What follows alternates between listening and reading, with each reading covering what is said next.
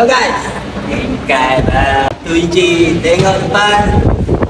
Ini bukan kereta biasa-biasa bosku. Ini pesona dari Jawa, dari Penang. Mari pergi Barakah atau Gas nak tukar cermin kereta. Tengok kita buat proses kereta macam ni. Jom, mari. Owner dari jauh, kita belanja dia lebih lagi. Nak tengok? Mari nak buat.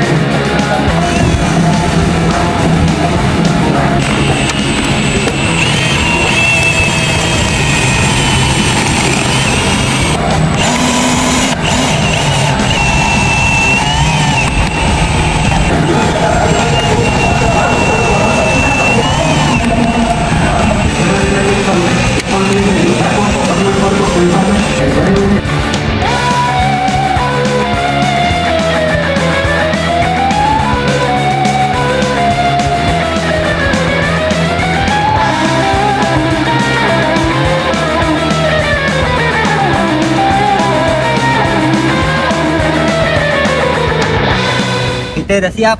Gimana Pak Tino? Saya kerja memang terbaik lah daripada Barakah atau Gas. Memang terbaik lah. Dia Muhammad Sani dari Penang. Oh tu lah, dari Penang.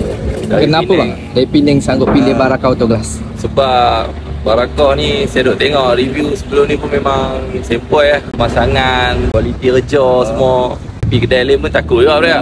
Dan saya untuk orang dekat luar sana kalau nak pasang cermin, tengoklah kedai yang betul-betul boleh buat servis yang sempoi kan. Tempat sana pun ada juga, cuma nak cari tu susah kan. Tapi saya pun daripada Penang boleh main sampai sini. Tak tahu nak kata sempoi lah. Tahu mengenai cermin kereta, like, follow, komen, share sekarang pagi. Baik. Pagi. Okay, bang, terima kasih bang. Semoga selamat pulang ke Penang nanti. InsyaAllah selamat perjalanan.